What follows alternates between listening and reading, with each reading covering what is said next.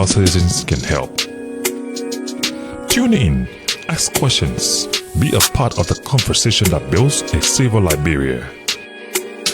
Police Dialogue, working together for peace, protection, and progress.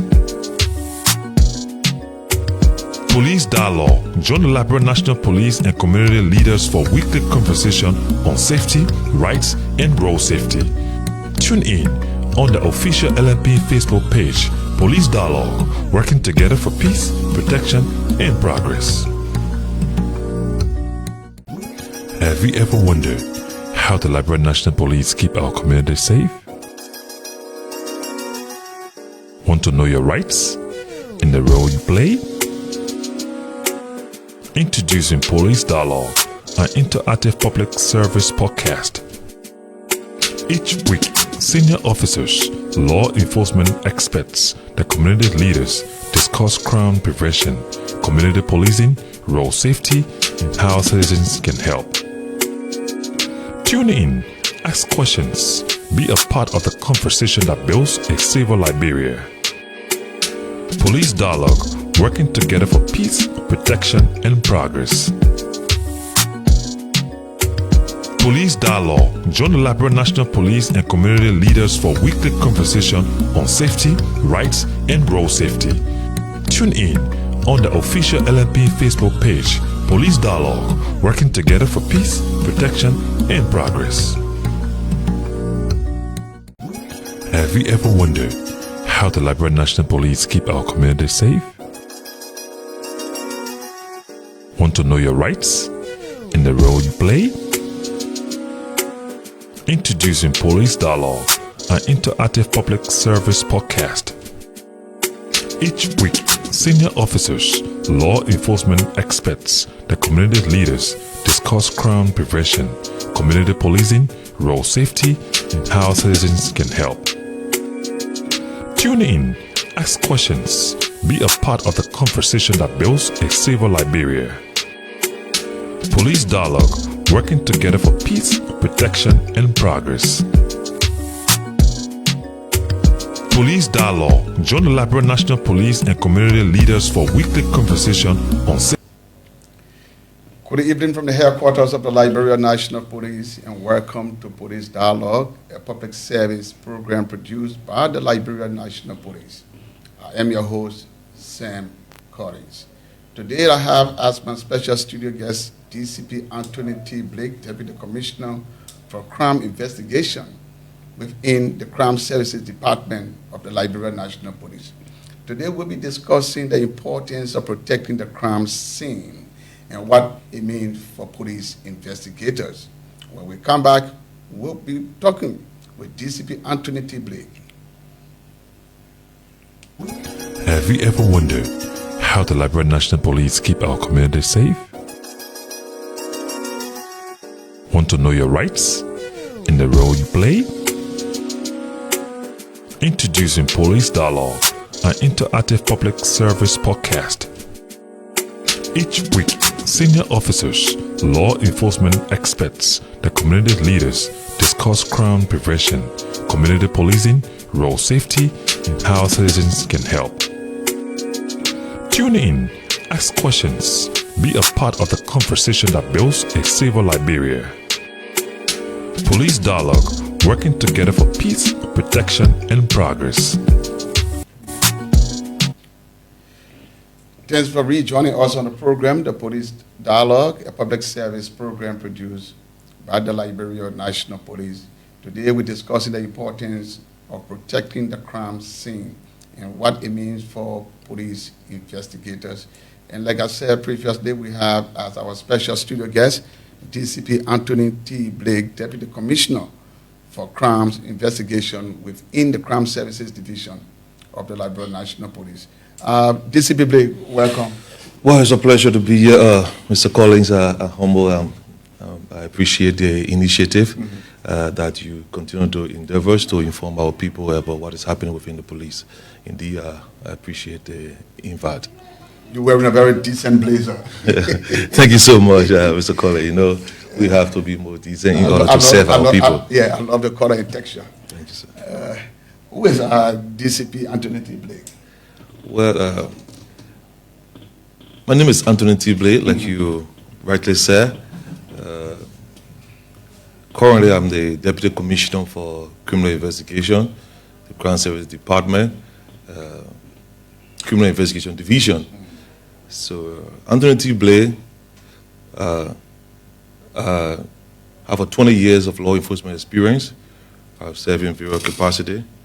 I have once served as operative in the office of the Deputy Commissioner for Operations. I served the Crown Service Department in the capacity as Deputy Chief Criminal Investigator. I also serve as Deputy Chief Criminal Investigator in the office SIU. I also serve as Chief Investigator for the Office of Anti-Burglary. I also serve with the Transnational Crime Unit. On the international scene, I serve as a UN peacekeeper in South Sudan. While in South Sudan, I work as crime analysis officer. I also serve as police advisor. I also serve as investigator with the UNDSS. Of course, the United Nations Department for Safety and Security. So upon my return, I was given the promotion to the post of a Deputy Commissioner for Criminal Investigation. As of the police, I also work for some time with the Financial Intelligence Unit, which is now Financial Intelligence Agency. Yeah. So we have a vast experience when it comes to law enforcement workings. Thank you. A very rich background, and there will be no better person to discuss this all important topic. So in addition, in regards to my education background, Yeah. I'm a graduate of the AMA Zion University, where I read criminal justice. I'm also a graduate of the Cotterton Master Program, where I studied public administration with emphasis in public sector management. Currently, I'm a first-year student of the Liberian School of Law. Okay. So you're backing it up with Definitely, we have to know what before we can enforce. Yeah, certainly. You have to know the law. Got to know the everything law. that you do is embedded within the laws of the Republic of Liberia. I heard you talk about your experience as a peacekeeper. You know, our country went through a devastating civil crisis, and we had 17,000 peacekeepers from all around the world deployed in Liberia. And it is exciting that we are now involved with giving our peace. They came to restore our dignity. They came to give us peace. But this time around, we are now going across the sea to at least return the gesture that they did for us. What was your experience? Well, on the mission in the Republic of South Sudan, it was not like cultural shock because given our past, where we come from and where we are now, I saw it prudent enough to give my all because I put the situation in my shoes, where we come from as people in the Republic of Liberia, given our past history. It was like, I should do this because others gave it back to me, you understand? So on the mission, I work diligently with other professional colleagues from other nations, and I work in making sure that humanity is safe, you understand? So I also work along with the locals within the mission area, the South Sudanese. They were very welcoming, and I even met some South Sudanese that serve on the United Nations mission in Liberia. So we shared our experience. Yeah. And I also encourage them that Liberia came this far, and you can do it. Yeah. Sustaining You have to be peace. patient. You have to work along the UN and make sure all the pillars are completed and peace will be restored to South Sudan. When the final listing came out, after all of the rigorous vetting process, how did you feel when your name was placed on that list as a peacekeeper? Well, it was like a dream come true, you understand? So a couple of my colleagues do know that my passion has been law enforcement, you understand? I come from the background of blue blood. I have my grandma who was a police officer. She once served as a chief of patrol here. I have my uncle who served here, the patrol division. I even have my aunt. She also served in the traffic. So I come from the background of law enforcement. So you have a strong connection to the LNP. Sure, for sure. Okay, to all our viewers, you are following the program, The Police Dialogue, and today we have as our special studio guest DCP Anthony T. Blake. He comes from the Crime Services Division of the Liberian National Police. And the topic under discussion is the importance of protecting the crime scene.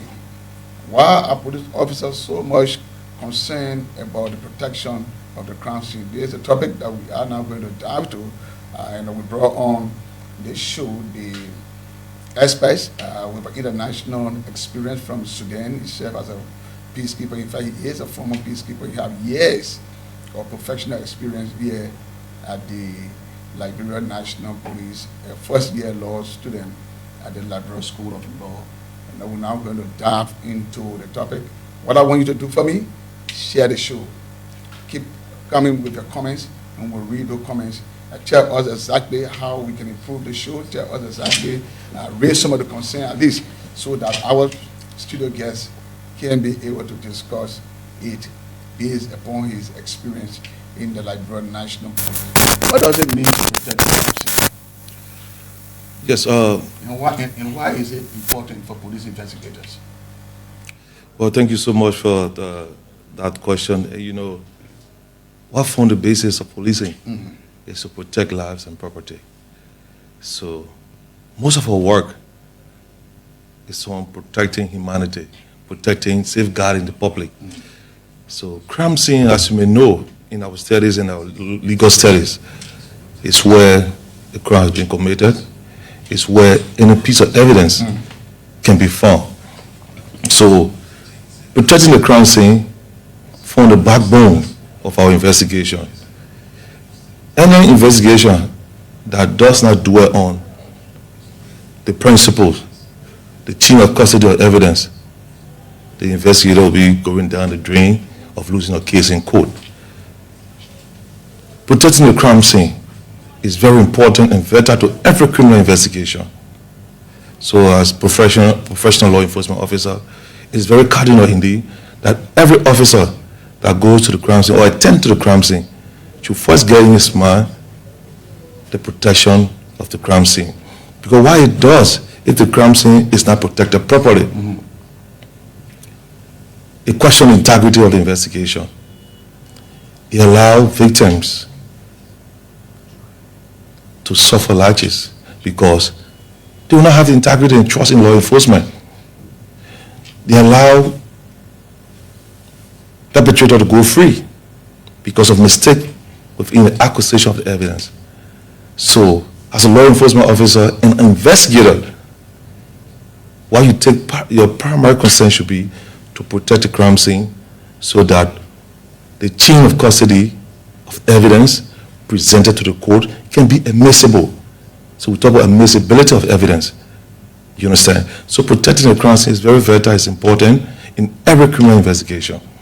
Somebody following the show may be wondering what are they discussing? What is a crime scene? I want you to give a description of a crime scene, a definition of a crime scene, and that at least the common man will understand. Yes, so when you look at our work, we, on a broader perspective, we deal with investigation. So there are times we investigate incident, there are times we investigate crime, you understand? So there are situations where it's mixed up somewhere, where people don't understand what is an incident scene and what is a crime scene. And that is where the conflict between the police and the public comes about. Exactly. Because when the police is talking about the scene of an incident, the public is saying that is a crime scene. Yeah, so for example, let me give you a typical example. Yeah. Maybe John Brown is in the rain, going at his house, and Dr. Lackney, you understand? Like to shock John Brown, he's on the ground. You understand? You can, until you establish him or interplay, you cannot say this is a crime scene. You understand? But where somebody is murdered, and investigators attend to that crime scene, do an initial assessment, and say, yeah, this is a crime scene. One fundamental thing we have to take into consideration. So that place that the person is being murdered can be considered as a crime scene? It is a crime scene. Okay. Like I said from my intro, it's where the crime has taken place. Okay. In any other surrounding where a piece of evidence can be lifted, that place can be considered as also as a crime scene. So we have primary crime scene and secondary crime scene. You understand? So That's why it's always good as an investigator attending to a crime scene, you widen the crime scene and later on narrow it down. So a room where somebody has been raped, Okay? that room is considered as a crime scene.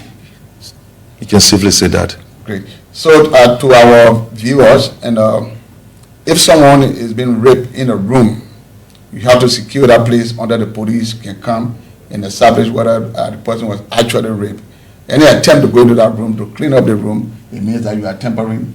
Yes, you are tampering the crime scene, and it's likelihood that some vital piece of evidence could be terminated.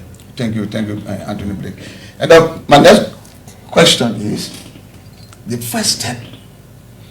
What are the first steps when investigators appear on the crime scene? What do they do? What is the first thing that they do on the crime scene? Well, so some scholars of criminal justice will tell you that when you arrive on the crime scene, you protect the crime scene. But I have lived my life investigating a lot of cases. I believe that my fundamental responsibility is to protect life and property. The frame of the law says life and property. You understand? So my fundamental objective whenever I attend to a crime scene is to save life. You understand? After my initial assessment, I discovered that there's no life is at risk. I protect the crime scene. And mind you, officer safety comes first. There are sometimes you'll be called to attend to a crime scene, and maybe you found out that the officer's life will be at risk. So you have to do a risk assessment. After that, you protect the crime scene. If that scene is protected, the initial responder still has responsibility. Some of the responsibility of the initial responder, in addition to protecting the crime scene, is to look for potential suspects. Is to identify witnesses, identify victims. You understand? And also to document persons who are going into and coming out of the crime scene. So those things are very fundamental, so that at the end of the day, when the chain of custody of evidence is being compiled, there will be no breach. You understand? So a proper documentation of the entire scene, it starts from the initial responder. It starts from the time you arrive on the scene, the time you even protect lives. You understand? So the protection of the crime scene, from my intro I said, is a whole documentary process, because it speaks to our SOP. You understand? So our SOP is our guiding document. It speaks to the forensic acquisition of evidence or lift of evidence from the scene, and also apply the legal method to see whether or not the evidence was acquired from the scene properly. Another thing that I have been privileged to see at crime scene is that sometimes when the police appear or investigators appear, they try to talk to bystanders, and some bystanders refuse to talk to the police. Is it because that they will be considered as person of interest? Yeah, in most instances, you know, the public, we work along with the public, our responsibility to safeguard public interest and the public at large. So some people don't want to talk because some obvious reason. But during the course of the investigation, if you are being spotted as somebody of person of interest, we'll have to talk to you. We'll have to invite you to come with a lawyer, we speak to you. But in most instances, our people always want to talk to us.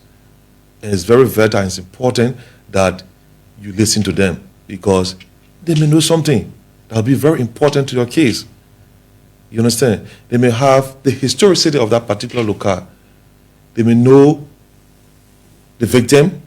They may know the suspect. Yeah. It's always good to have an open mind whenever you find yourself on the crime scene to investigate a particular incident of a crime.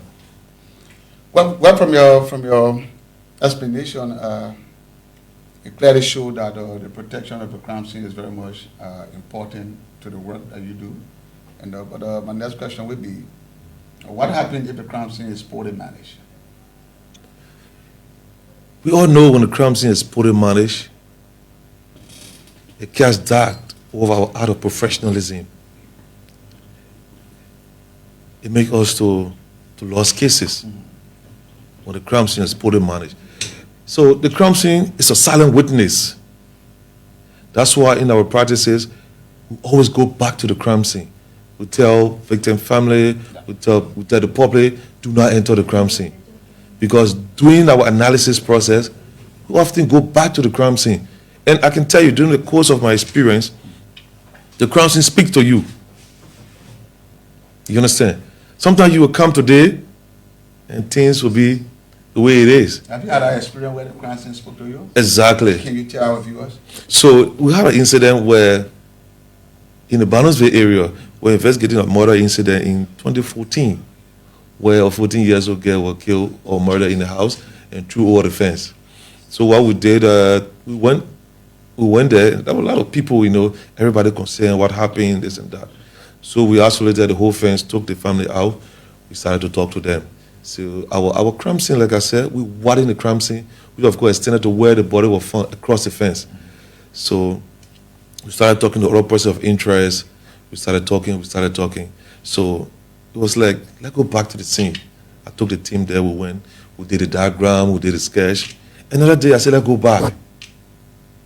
So sometime investigator, I'm like, Chief, why are we still going back? I said, no, we have to go back. Because every time you go back to the crime scene, you're getting different impression, your analysis, your thought processes and things.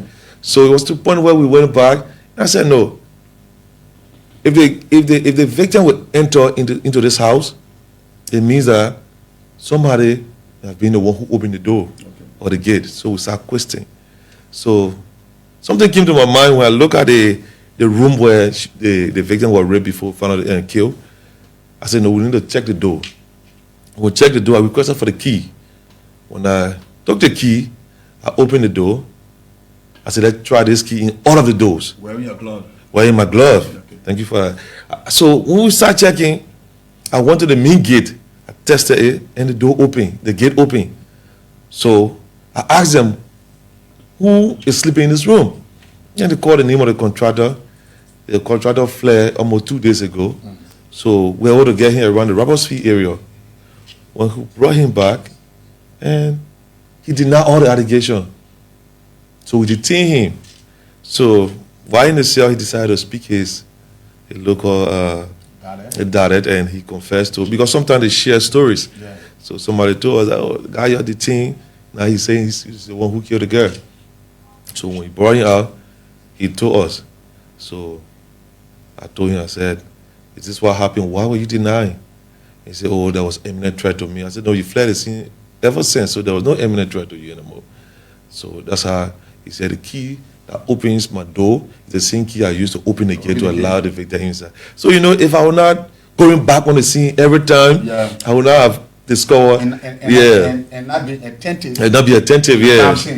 Because, like you said, the crime scene, it speaks to you. It's a silent witness. Yeah, so any officer that is not attentive to listen to listening and to view you miss out. You miss out on what the crime scene is telling them.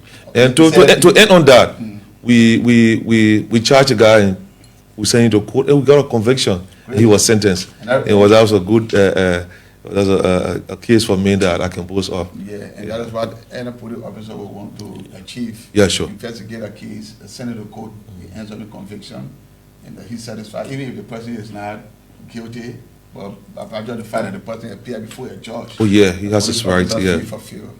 You are following Police Dialogue, a public service program, right on this channel, the official page of the Liberia National Police. Today we have as our special studio guest, DCP Anthony T. Blake, Deputy Commissioner for Crime Investigation within the Crime Services Department of the Liberia National Police. We are discussing the importance of protecting the crime scene to the police department or police investigators.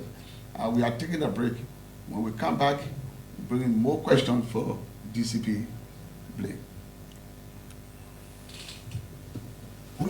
Have you ever wondered how the Liberian National Police keep our community safe?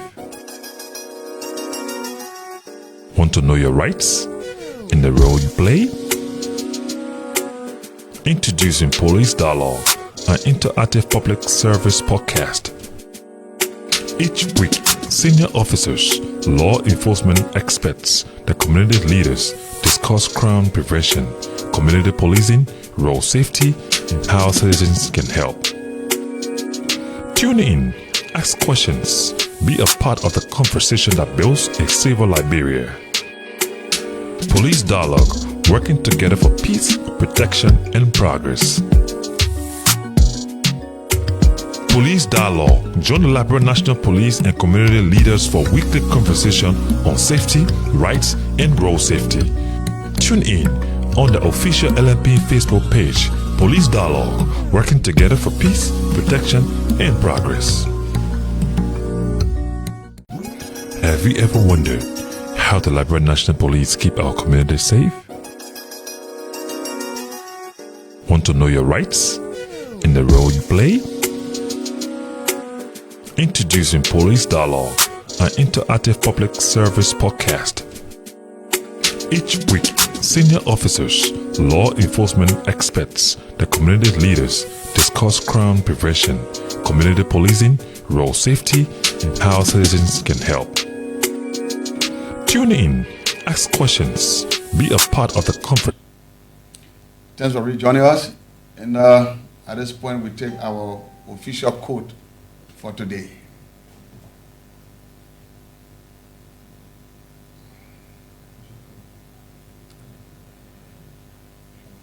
You are watching Police Dialogue here, coming to you from the Liberian National Police. Our official quote for today is, "The police are the public, and the public are the police," by Sir Robert Pugh.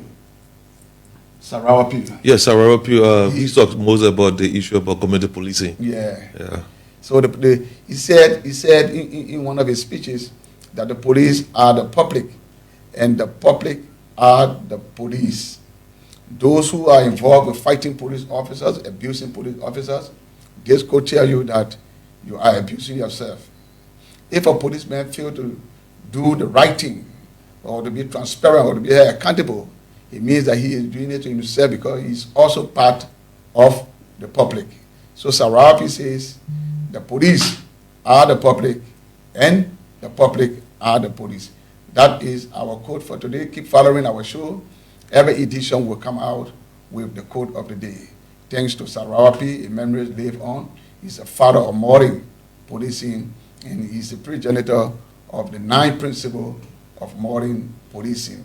He was the first founder of the Metropolitan Police Service in London in 1829.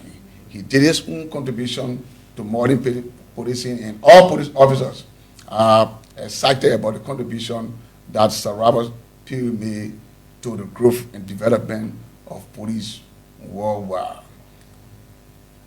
Blake, we'll go back to you, and this time around we want to know about some of the common mistakes.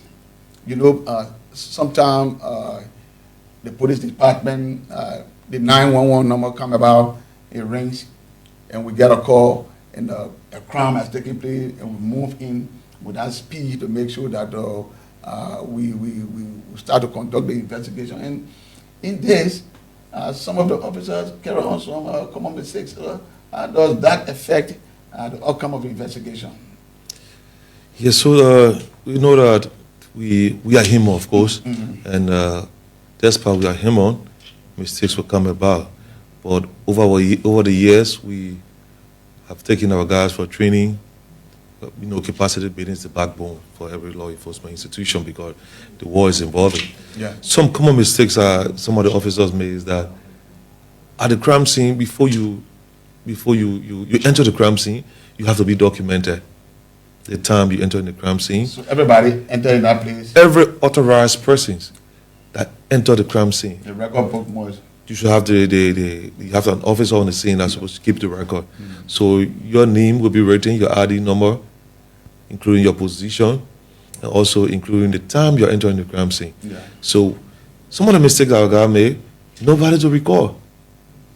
You find people who are not authorized because of their position, because of their relationship to victim family, or the anxiety, or the curiosity, who want to just bounce on the crime scene.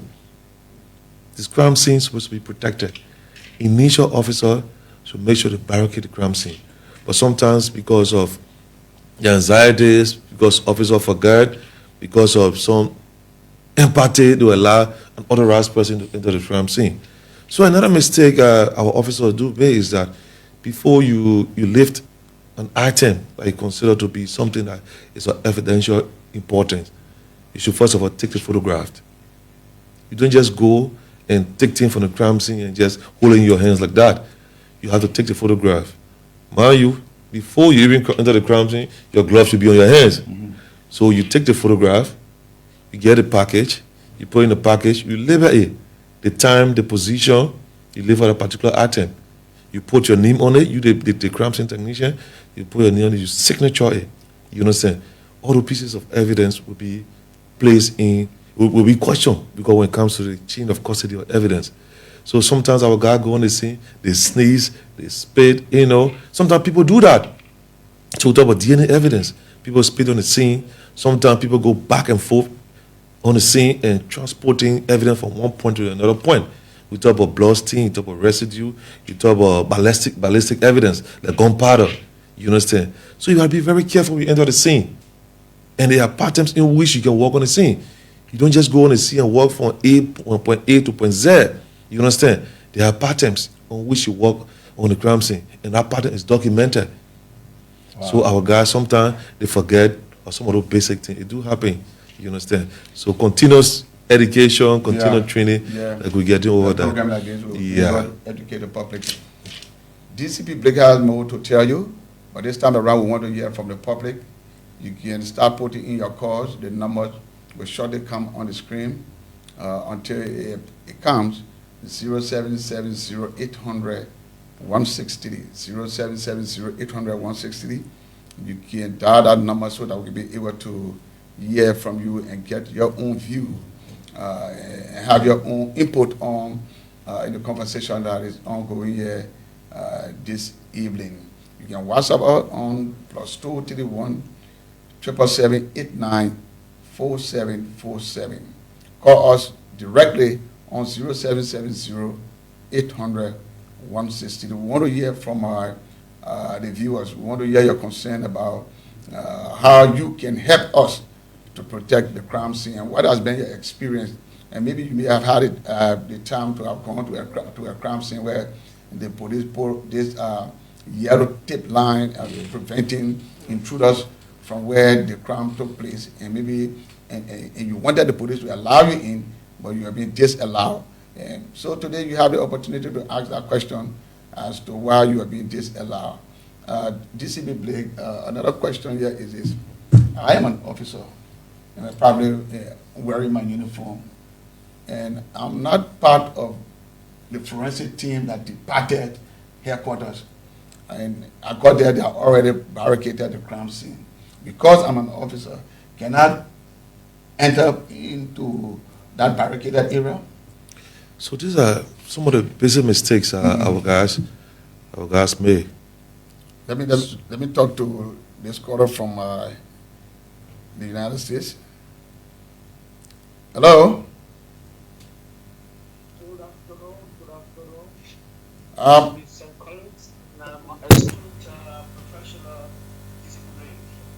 Good afternoon. Good afternoon from Liberia. My name is Henry Barker, and I call from Boston, Massachusetts. I'm so elated to hear that professional speak the way he speaks, because he's on top of his game. The preservation of crime scene is very cardinal to criminal investigation. That is why every police force around the world make it their primary duty, because any attempt to contaminate the crime scene would jeopardize the witness of the evidence that's used in court, and your case will be thrown out. So I know the LP is working on the screen, but I trust the ingenuity of those professionals there, and to do the right thing. But I want the chief to, comparing Liberia, he being a peacekeeper also, a former peacekeeper, can I say, how can he compare the preservation of crime scene in Liberia to that of Sudan? And what are the challenges that they are facing when it comes to crime scene investigation in Liberia? Thank you, Henry. Thank you for your input so much. Yeah, thank you, sir. Thank you for the program. God bless the LP. Thank you. You had the caller. Very well. In response to the caller concern, when we were going through our crisis, we had a lot of challenges. So, like in Sudan, it's the same. They are going through the reform process. So most of what is being instituted there is by the help of the United Nations. So they don't have the necessary equipment, the training, So everything we have to work along with them to have things go the right way. I can remember vividly there was some point where I have to go to the classroom and teach crime analysis. Okay. Yeah, so it was an eye-opening for them. Where, to the academy? Or? No, we had this workshop. Where we have the classroom. Like community policing? Yeah, but not really community policing. I was talking to a team of investigators. Okay, team of investigators. Yeah, high-ranking officers from the South Sudan National Police. Okay. So I have to talk to them on the issue of crime analysis. So it was like eye-opening to them.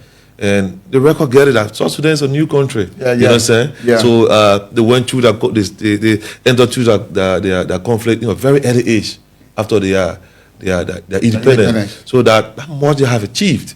So the challenges are there, but with the help of the UN and the work happening here, and they are cooperating, and the knowledge is being built all the time. So it's very challenging in South Sudan. Yeah, so I was asking just before the caller came in about who are those allowed into the crime scene. Can just any uniformed person who did not depart central and being part of the team just form part of the team? No. So it's prohibited for any unauthorized person to just go to a crime scene because you feel that the investigators and other technicians are your colleague or are your junior officer. You understand? So when you come from a background of criminal investigation, you will understand all of these things because you being authorized on the scene can also may likely lead you to the crime. Yeah, okay. Because you don't know whether the technician is analyzing footprint, whether he analyzing the DNA evidence, fingerprint being left back. So you have to be authorized. If the technician or the head of the team sees a prudent that indeed, the chief just want to take a look, this and that, he may lie, but it's not professional to do. With proper guidance. With proper guidance. It's not professional to do. Yeah. So he can lie, but you'll be properly guided. And he will send you to the recorder. What they would do, they will take your name, your badge number, the time you enter in the scene, you know what I mean? Including the time you leave in the scene. They'll also document that. And you'll be properly guided to see, to observe, and later on you can leave the scene. And in criminal investigation, we talk about reasonable doubt. So, as an investigator, you're going to be very careful so that when the case go to court, there cannot be a reasonable doubt. It's not like civil issue where it talks about preponderance of evidence, but in criminal investigation, any doubt, they go in favor of the defendant. So you got to be very mindful how you handle the scene, because the scene forms the basis, the foundation for any court process going out of criminal investigation. Thank you so much. You can call us on 0770-800-1630. You can also call us on WhatsApp. The WhatsApp number is being pinned on the screen, +231 777 894747. At this time, we'll take our officer for the day. It's a new feature that we have added to the program, Blake. Wow, that's great. Yeah, officer for the day. We need to appreciate those who are seriously contributing, and bring that out for the public to see. Everybody working, but everybody cannot be commended at the same time. Oh yeah, these are our heroes. Yeah. So they have to be known to the public. So we looking out for our officer of the day. Okay, our officer of the day is ACP Fasu Sharif, the General Police Commander of Bum County. Do you know him? Yeah, I know Fasu very well. We work together. Have you worked with him before? I've had a lengthy interaction with him. He's a very smart guy. Yeah. He is very respectful. He goes with a lot of integrity. Yes, certainly. Yeah. So the officer of the day is Assistant Commissioner of Police Fasu Sharif, the General Commander of the Bum County Police Detachment. He has worked in Grand Gide. He has also worked in the Riverside County. He comes to the job with WAP a wide range of experience, and that you also serve the Zone 2, Metro 2, Zone 5, Depot Soul Clinic, and Depot 4 in Commercial Market. And he's a graduate of the Police Training Academy and also a graduate of Connington University. And firstly, if you are following the show, we say congratulations for you being selected on this show as the Officer of the Day. We hope that you keep on being professional as you are and continue to apply leadership, because you are a leader, to serve all the positions that you have served for the last 20 years or so. Clearly show that you are a leader within the Liberian National Police, and we do appreciate all the work that you continue to do here for the Liberian National Police. You are way there in Bum County, and you are one of the finest police officers that we have around the country. Thank you so much, and congratulations for being our Officer of the Day. Thank you. He's the Officer of the Day. Yeah, he's a very good officer, and I've had interaction with him before. Okay. Yeah. I see. Okay.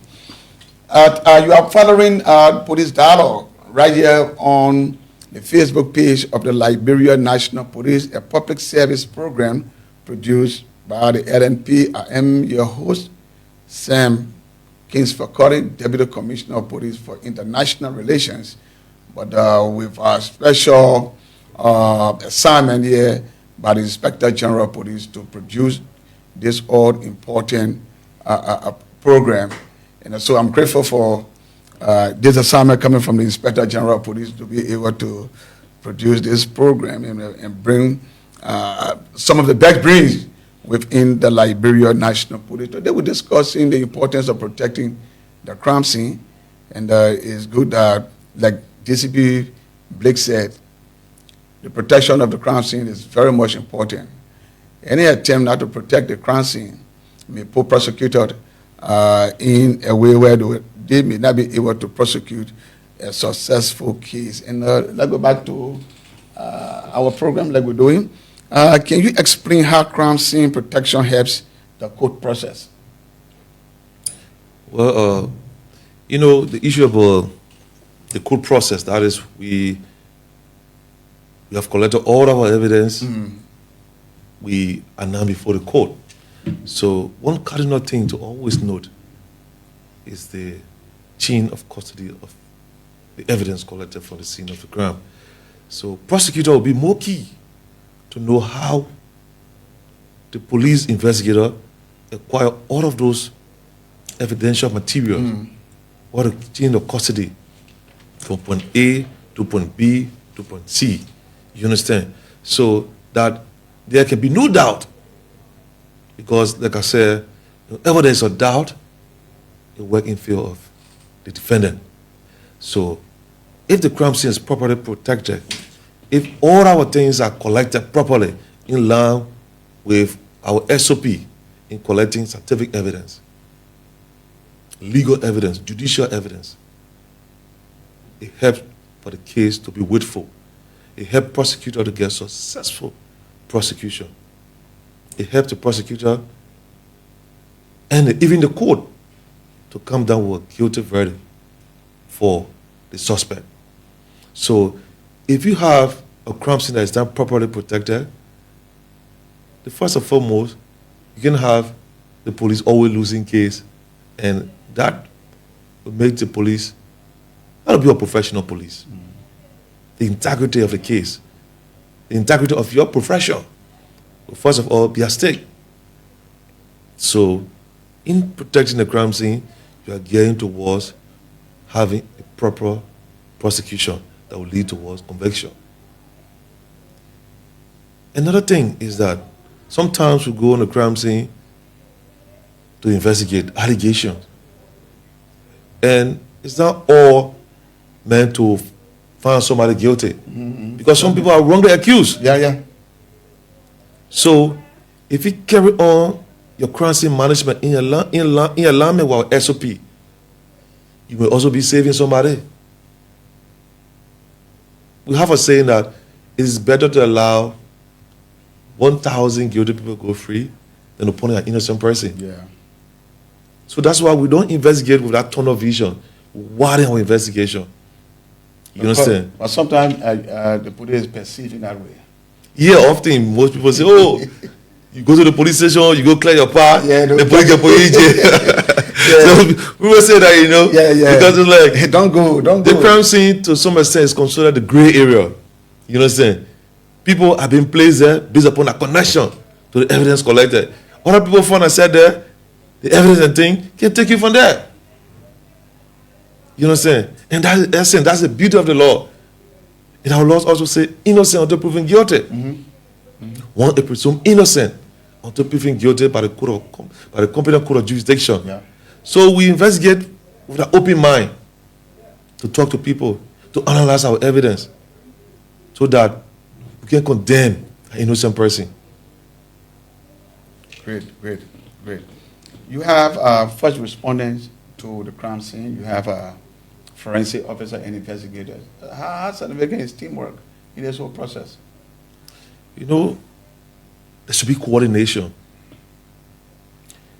Every member of the team is equally important when it comes to the entire crime scene management process. Because if you have a first responder on the scene, the primary duty is to protect life and property. It's to carry out risk assessment. If the risk assessment is properly done, it protects even the technician that is coming from a forensic background. It helps us to spot potential witnesses. It even helps us to locate suspect.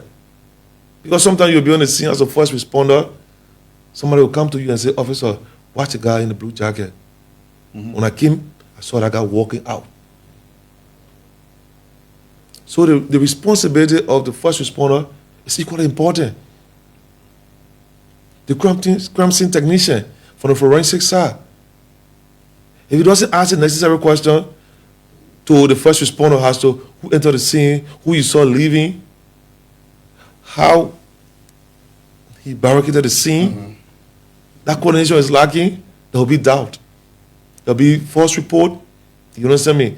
Information collected will not be accurate, and that will send some dark cloud over the entire investigation. So teamwork is essential. Teamwork is very essential in every professional area, beyond the police. Have you had an experience where officers argue among themselves on the crime scene, showing sign of no teamwork? The forensic people are saying that they need to come in first. Investigators are saying that they need to be there. And even telling first responder to give way? No. So what usually happens is that sometimes I trust our guys. Our officers brief before departing? Oh, of course. Okay. So whenever there's an incident, we have to tell the forensic the nature of the crime, so that the requisite equipment can be gathered. Sometimes there's a body in the water. You have to go with rain boot. You understand? You have to go with PPE. You understand me? You have to go with body bags. So if you don't give them briefing before they reach to the crime scene, there'll be a lot of mistake. Yeah. There'll be time wasted. And mind you, if you attend to the crime scene, the environment can also have an impact on the crime scene. Sometimes you're on the scene, you're looking for body bags. Yeah. You send for a body bag, the rain is coming. Sometimes the sun is very hot, you have to collect blood sample. Yeah. So all those things can have a play within a criminal investigation. So that's why you have to have proper coordination. It may also endanger investigators, because sometimes bystanders are there. Bystanders. Yeah, sure. Yeah.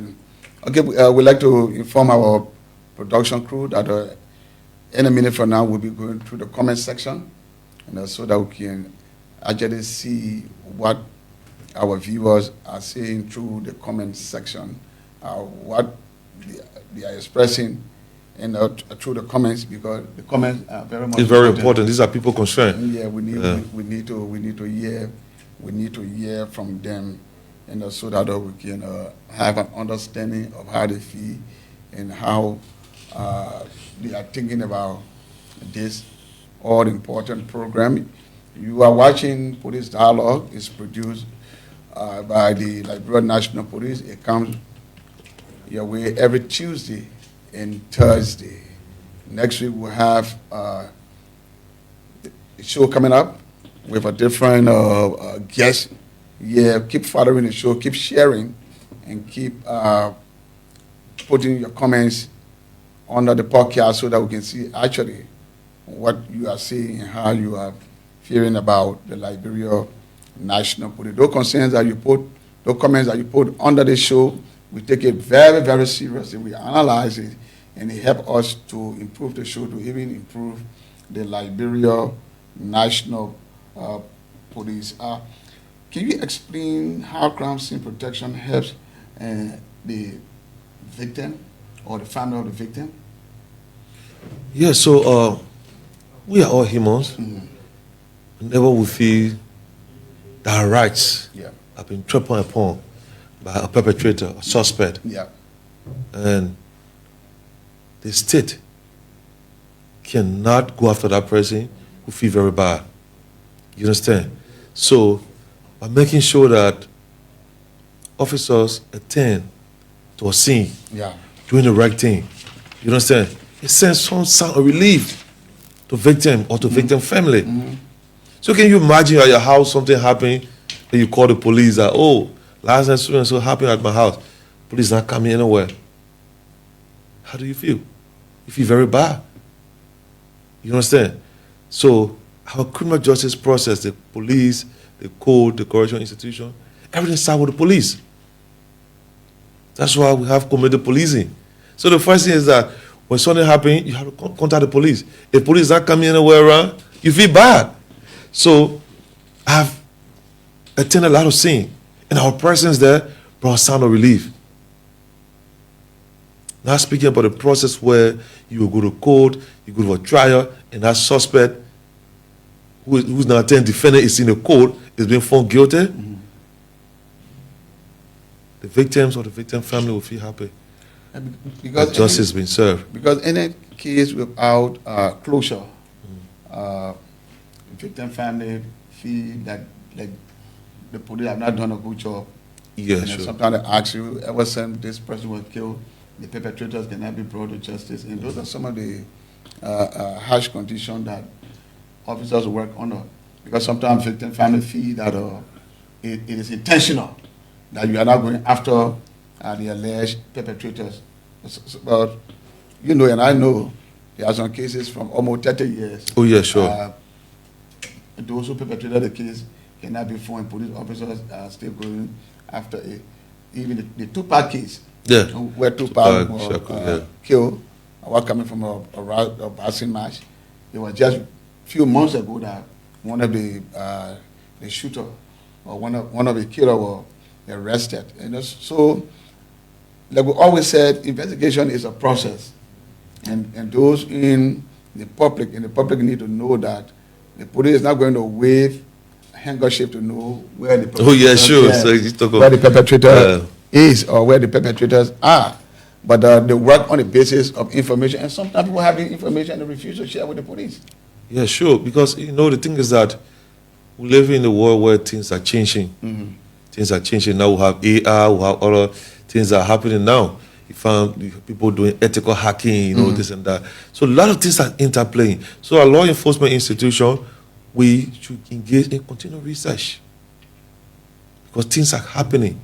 We cannot continue to do it on the old form of investigation where someone have to wait. That's how we do interagency cooperation and coordination to solve some of the issues that are happening.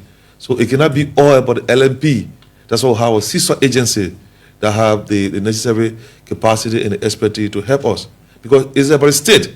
Any crime that's been committed is committed against the state. That's why when suspects are arrested, we take them to court. The victims sometimes they don't have money. And it's the responsibility of the state to protect each and every citizen. You understand? So that's why we take such matter very serious to make sure that our victims have some level of relief that indeed the state is on my side. Yes. Can we get the comments now, or how has social media impacted your work? Yeah, you know, with the emergence of social media, you have people coming up with their views about how they see things, how things are. So the views are now out. Catherine. Catherine is one person I always follow the show. Catherine Rogers, thank you. Watching live from Banja. She's a resident of Banja. She says, congratulations, sir, for the information to the public. Thank you so much, Catherine, and continue to share the show. And please continue to follow the show every Tuesday and Thursday. Do we have another comment?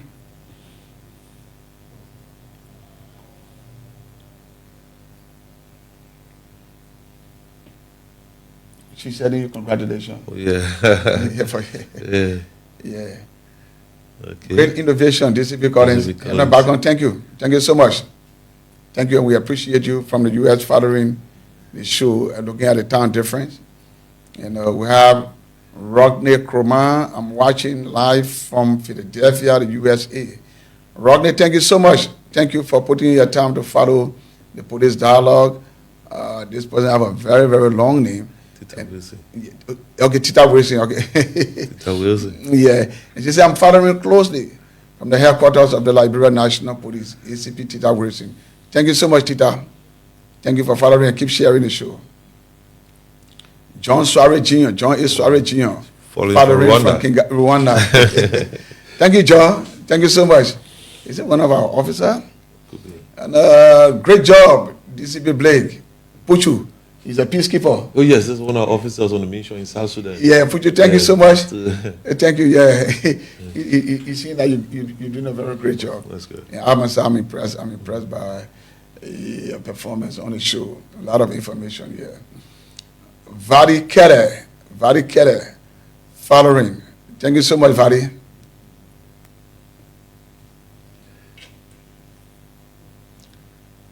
Lami S. Kroma Jr., watching live from my office on 3rd Street. I want to thank the IG for appointing Zito Hale to sit and depot on the FE. Our community is safe under his leadership. Yeah, when you have community brothers coming out in the public and seeing that it's good. A police officer is doing well, it's a commendation not only for that officer, yeah, but for the institution, but all of us. Thank you, Lami. Thank you so much, and to the officer being praised. See this as a compliment and see it as an encouragement to continue the great job that you are doing. I see them. Let me take this other caller. Hello. Yes, how you doing? I'm trying to talk to St. Collins. Yeah, you are on the police dialogue. Go ahead. Oh, okay. So this is ACP Peter Wilson calling from the Liberia National Police. Let me start by appreciating the studio guests, DCP Blake and DCP Collins for the discussion at hand. Actually, the public needs to understand the importance of protecting crime scene. Sometimes before even the police gets on the crime scene, that entire crime scene has already been contaminated by the victim's family or bystanders, and even by the police themselves who are even going there. Yeah, sure. So these educations are very much important, and I pray that there will be a lot of times that DCP Blake will get back on the podcast to inform the public along with the police how important the crime scene is. Thank you so much to the studio guests. Much appreciation. Thank you, Tita, and also thank you for calling. Much appreciation, man. Yeah, you have. Yeah, so that's good. So you should continue the... No, that's my contribution to my country, so definitely I will continue. Okay, time has caught up with us. What is your parting comment? Well, since the entire lecture is all about crime scene, which is very vital for our criminal investigation process and thing, so I want to tell the public that whenever you see a police officer at a scene, it's not about showing of power. It's about protecting the very same community, from the crime scene to the theater of the courtroom, to make sure that those persons who are involved in the crime are found guilty. And those persons who were wrongly accused are exonerated. So we have to protect the police even when they're on the scene. So the public should not see the police as people who just come to the community to cause havoc, but also to protect the community. The crime scene is very important to us in the execution of our police job. Don't see us as showing power when we say dress back, stay behind the line. Yeah. It's meant for your own good. Yeah. Because there's sometimes there'll be primary and secondary crime scene. Don't say, oh, that over your air, you don't come on this side, go back. And look, thank you for bringing that point. Let me just say this before we close. And sometimes the media feel that they should be within the yellow tape. Oh yes, sure. I've encountered that on so many occasions. Okay. Yeah. I hope to bring them on one day so that Yeah, we sure. discuss, Sure. police media relationship. Yeah. Thank you, DCP Play, for coming, and thanks to all of our viewers. Thanks to those who commented, and thanks to those who just listened and could not call the show. Sam Collins is my name. See you next week on another brand new edition here at the Liberia National Police. Thanks for coming. Thank you so much, Mr. Collins. I appreciate it. Bye-bye. But those are always open. Thank you. Session that builds a safer Liberia. Police dialogue, working together for peace, protection, and progress. Police dialogue. Join the Liberia National Police and community leaders for weekly conversation on safety, rights, and road safety. Tune in on the official LMP Facebook page. Police dialogue, working together for peace, protection, and progress. Have you ever wondered how the Liberia National Police keep our community safe? Want to know your rights and the role you play? Introducing Police Dialogue, an interactive public service podcast. Each week, senior officers, law enforcement experts, the community leaders discuss crime prevention, community policing, road safety, and how citizens can help. Tune in, ask questions, be a part of the conversation that builds a safer Liberia. Police Dialogue, working together for peace, protection, and progress. Police Dialogue. Join the Liberia National Police and community leaders for weekly conversation on safety, rights, and road safety. Tune in on the official LMP